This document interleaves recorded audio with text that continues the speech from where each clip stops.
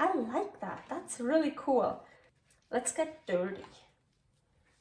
Ooh, look how cool. So you can really use it. So let's.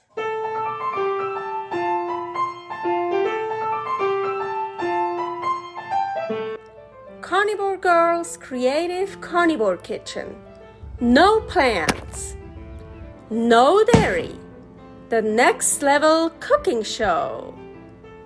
Carnivore recipes with meat, fish, seafood, eggs, gelatin, flavored seltzer, water, and salt.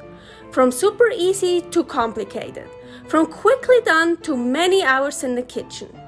I always say everybody's body and brain are different, and you gotta figure out what works best for you. The carnivore lifestyle has tremendous benefits, healing effects, and is the best elimination diet. There are many different ways how to do carnivore. I found a way that momentarily works the best for me. In this cooking show, I'll show you it doesn't have to be boring and can be very creative, delicious, and fun. I already created so many carnivore recipes on Instagram at karnivorgirl. And I have this never-ending list on my phone with tons of ideas.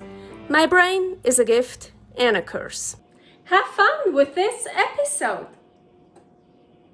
Hey, so this video would be way too long, so I made 2 parts out of it. This is part 1, the crust. Welcome to my creative carnivore kitchen.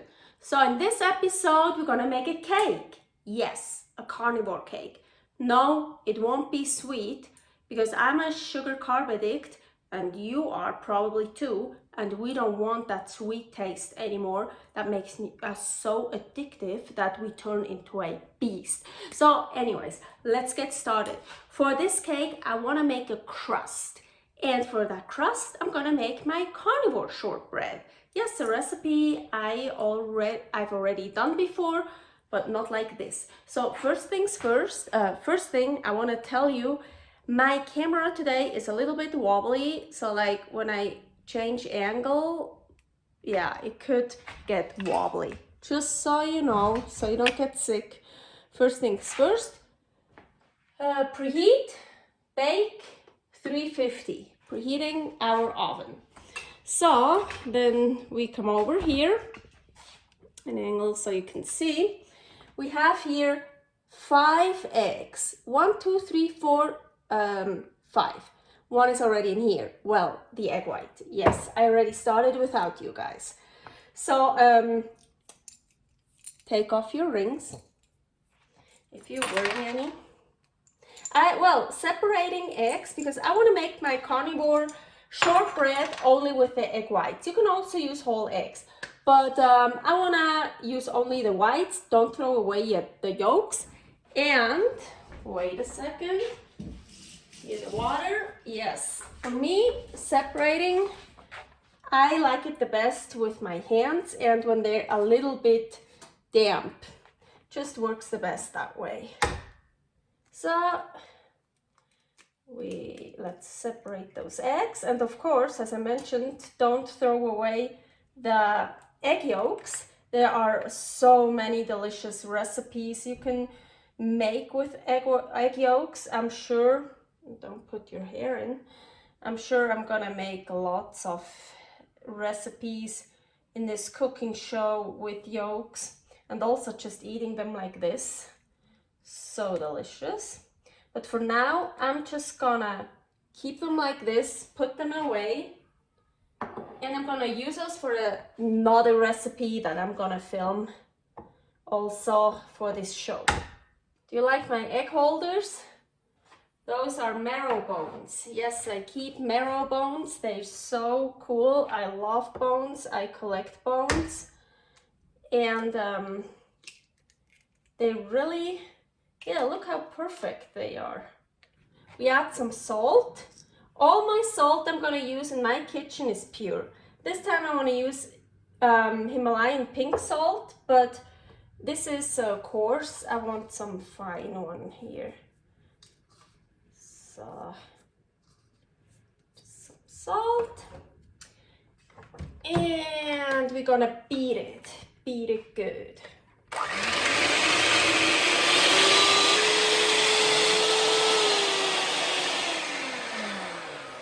Okay, I just realized actually before before starting with the eggs, I should have prepared my form. Yes, that's what you do.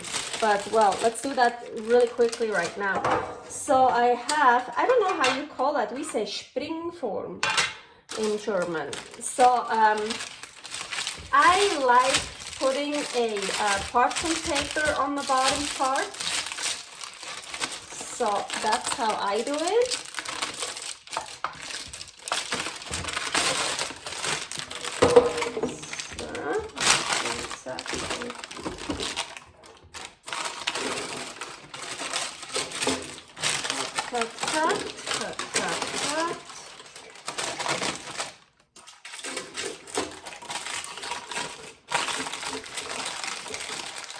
So, ooh, that's our oven. Good. Oven will be ready. So, and now, I know I have a piece here. I took it out here. I always have lots of tallow in my freezer. I took out one, so just for the this here, the edge. So, we don't have to go really high because I just want crust. I don't want like a crust like crazy high. Oh, you can also put some tallow on this if you want. Anyways, okay, form is ready. Do that first. Now, eggs. Separated. And now let's beat the eggs. Ooh, mine are already quite beaten. Ha ha ha.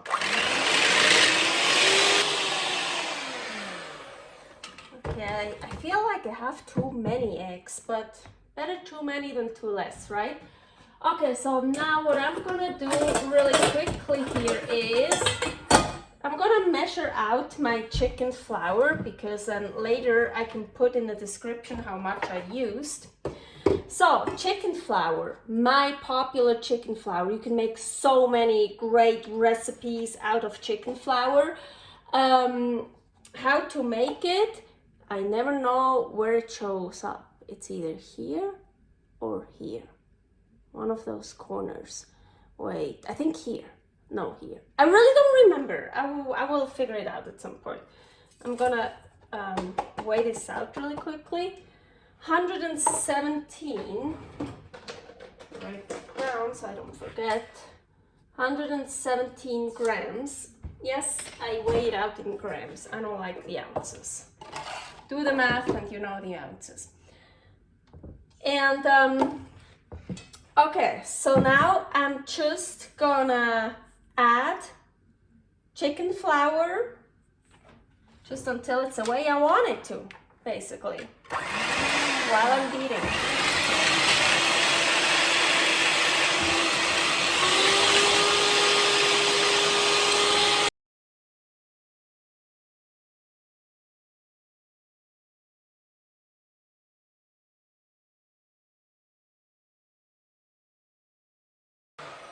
Let's just use all of it.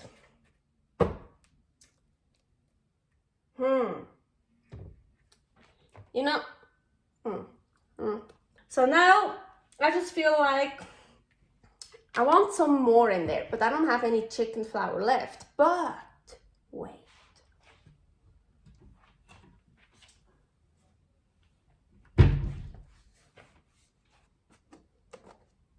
Beef flour. Yep, let's add some beef flour. Why not? So again, I'm gonna measure it out. So I know I used all of the chicken flour, and I don't want to use, I think I could use it already like this, but I remember when I made the shortbread, I made shortbread twice. Once it was like really a dough and I could like knead it and roll it out. But the first time I made it, it maybe was even like that, but I still want to add a little bit more of flour. And I'm sure now kind of feel like those 5 egg whites are just too much. But let's, I don't want to add too much. So I'm gonna, where's my paper? 22 grams of beef flour, BF. Back down here. Okay, maybe I'm not gonna use all of it. Let's see. So I use a bit. Ugh. Woo! Ah! I love it. I love it. Oh my gosh, it's like mürbeteig. I don't know that word in English. Honestly, it's like that crumbly dough you have. You know, it's like with with flour and butter, and you put a lot of cold butter with it, with the flour, and then it looks like this, mürbeteig. I don't know how you call it. So I like it. So I only used a little bit of that. Wow, I like that. That's really cool. And I think let's get dirty. Ooh, look how cool. So you can really use it. So dough, let's. Yum, yum.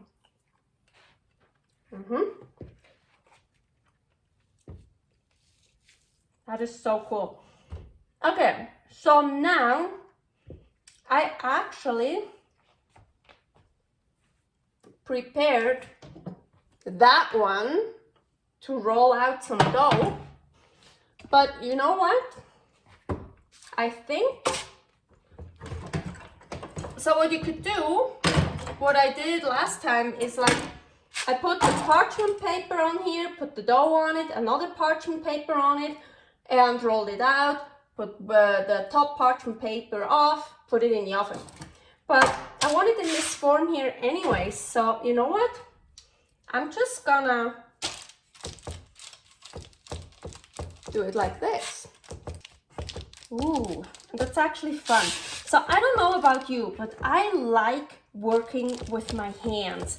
I also eat with my hands. At home, I barely eat with cutlery. If I eat with something, it's either what's the name? Chopsticks, or where is it? Where are you? It's gone right now. My I have a wooden spoon myself made that I carved myself. Really, now I'm like, where the fuck is my spoon? Oh, here. Went away. That one here for soups. But I don't like cutlery. I just don't.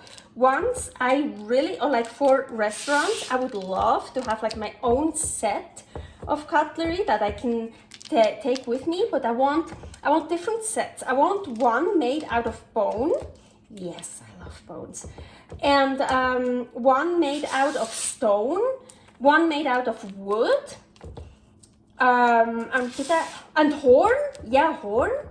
So like all natural things. Well, metal is also natural, but I just don't like the metal taste in my mouth, and especially not with meat. And hey, isn't it? I mean, listen, guys. Sorry, I have to get you close up here. Isn't it the greatest thing? You have like a really nice steak on the bone, then you bite into it with your hands, like our ancestors, primal eating. Yeah. So no, I don't use cutlery much. So, and also in the kitchen, I like to get dirty.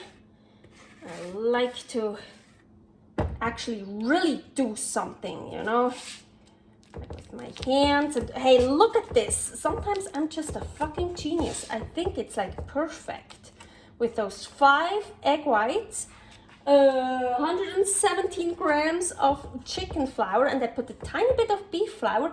So let's guess, let's say 3 grams of beef flour. So 120 grams of just whatever animal flour you want to put in. Yeah, so as I said, I want to treat it like a real dough. So what you usually do is like, you do this. Oh my gosh, look, it even looks like, it looks like a fucking real dough.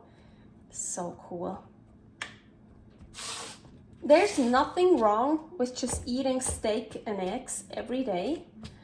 But there are people, they get bored. There are people, they want to be creative. They want to have different things. So, and this is a cake, birthday, carniversary, anniversary, whatever you want.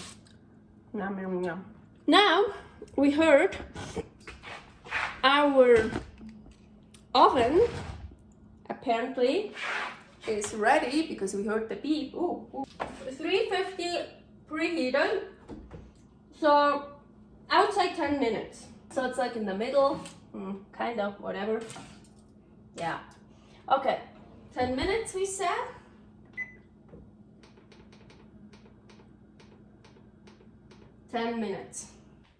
So our 10 minutes are over.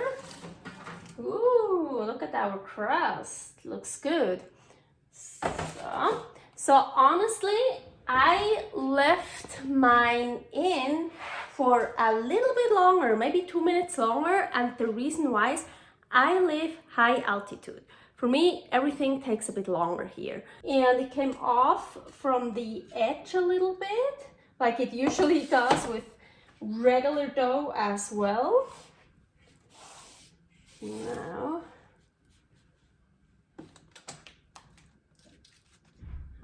this is why I like this form. And we have our crust.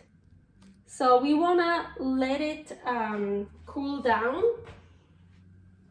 What I like to do for cooling down stuff, I like to put it on here.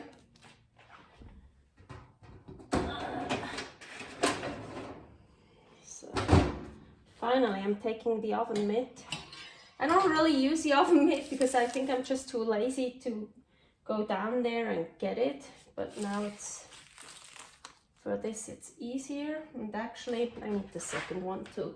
Oh man, also my legs are still sore from working out. So